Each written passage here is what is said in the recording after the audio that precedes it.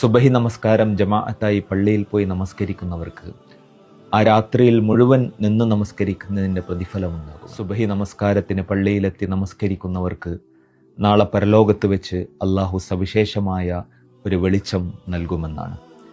നിങ്ങൾ സുബഹി നമസ്കാരത്തിന് പള്ളിയിലെ ജമാഅത്തിനെത്താത്ത ആളുകളാണെങ്കിൽ നിഫാക്കിൻ്റെ വാതിലിനരികിലാണ് നിങ്ങൾ എത്തുന്നത്. മുനാഫിക്കുകൾക്ക് ഏറ്റവും പ്രയാസകരമായ നമസ്കാരം എന്ന് പറയുന്നത് സുബഹിയും ഇശാവുമായിരിക്കും എന്നാണ്. ആ രണ്ട് നമസ്കാരത്തിനും പള്ളിയിലെത്തി നമസ്കരിച്ചാൽ അതിൻ്റെ ജമാഅത്തിന് ലഭിക്കാവുന്ന പ്രതിഫലത്തെക്കുറിച്ച് ആളുകൾ അറിയുകയാണെങ്കിൽ നടക്കാൻ കഴിയാത്തവർ പോലും മുട്ടിലിഴഞ്ഞെങ്കിലും ആ നമസ്കാരത്തിലേക്ക് എത്തുമെന്നാണ്.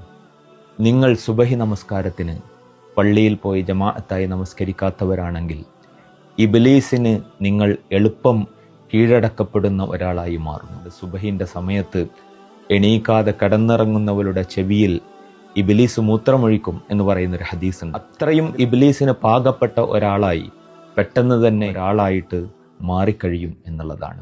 രാത്രിയും പകലിലുമൊക്കെ ഇറങ്ങുന്ന ചില മലായിക്കത്തുകളുണ്ട്. ധാരാളം മലക്കുകൾ ഭൂമിയിലേക്ക് ഇറങ്ങും. അവര് ഒരുമിച്ച് കൂടുന്ന ചില സമയങ്ങളുണ്ട്. അത് സുബഹിയുടെ സമയവും അസറിൻ്റെ സമയവുമാണ്. ആ സമയത്ത് നമ്മൾ പള്ളിയിലുണ്ടാകുമ്പോൾ ആ മലായിക്കത്തുകളെല്ലാം നാളെ പടച്ചോൻ്റെ മുന്നിലെത്തുമ്പോൾ നമ്മളുടെ നമസ്കാരത്തിന് സാക്ഷ്യം പറയുമെന്നാണ്. ആ സമയത്ത് നമ്മൾ പള്ളിയിലില്ലാതിരിക്കുമ്പോൾ ആ മലായിക്കത്തുകളുടെ കാഴ്ചയിൽ അവരുടെ സാക്ഷ്യത്തിൽ നിന്ന് നമ്മൾ പുറത്താവുകയാണ്. റസൂലുള്ളാഹി സ്വല്ലല്ലാഹു അലൈഹി വസല്ലം പറയുന്നുണ്ട്, ഖബറിൽ ഒരാളുടെ തലയിൽ മറ്റൊരാൾ ഒരു കല്ലുകൊണ്ട് ഇങ്ങനെ അടിച്ചുകൊണ്ടിരിക്കുമെന്നാണ്. എന്തിനാണ് അയാൾ ആ തലയിൽ ഇങ്ങനെ അടിക്കുന്നത്? ആ തല പൊട്ടിക്കുന്നത് എന്തിനാ? സുബഹിക്ക് കിടക്കയിൽ നിന്ന് തല ഉയരാത്ത ആളുകളാണ് അവർ എന്ന് പറയുന്നുണ്ട്. ഒരിക്കൽ റസൂൽ സല്ലല്ലാഹു അലൈഹി വസല്ലം പറഞ്ഞു, അള്ളാഹുവിന് പ്രിയപ്പെട്ട ചില ആളുകളുണ്ട്.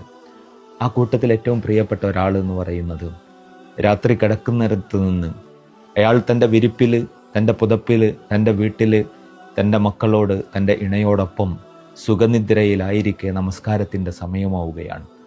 ആ സുഖനിദ്രയിൽ നിന്ന് എഴുന്നേറ്റ് ആ പുതപ്പും പ്രിയപ്പെട്ടവരെയുമൊക്കെ അവിടെയാക്കി അയാൾ പള്ളിയിലേക്ക് പോവുകയാണ്. അള്ളാഹു സുബ്ഹാനഹു തആല മലക്കുകളോട് പറയുമത്രേ, അതാ നോക്കൂ, അദ്ദേഹം എൻ്റെ പ്രീതിക്ക് വേണ്ടി എൻ്റെ കയ്യിലുള്ളത് ആഗ്രഹിച്ചുകൊണ്ട് മറ്റെല്ലാത്തിനെയും വിട്ടുകൊണ്ട് അയാൾ അതാ പള്ളിയിലേക്ക് പോകുന്നു എന്നത്. അള്ളാഹുവിൻ്റെ പ്രിയപ്പെട്ടവരായി മാറുക. നമ്മൾ നമ്മളുടെ ഉറക്കത്തേക്കാൾ, നമ്മളുടെ ആ സുഖനിദ്രയേക്കാൾ, ഈ ദുനിയാവിൽ കിട്ടുന്ന ഏത് സൗകര്യങ്ങളെക്കാൾ ഏറ്റവും മികച്ചത് പടച്ചവൻ്റെ അടുക്കലാണ് എന്ന ബോധം നമ്മളുടെ മനസ്സിൽ എപ്പോഴും ഉണ്ടാവുക. അള്ളാഹു നമ്മളെ അനുഗ്രഹിക്കുമാറാകട്ടെ.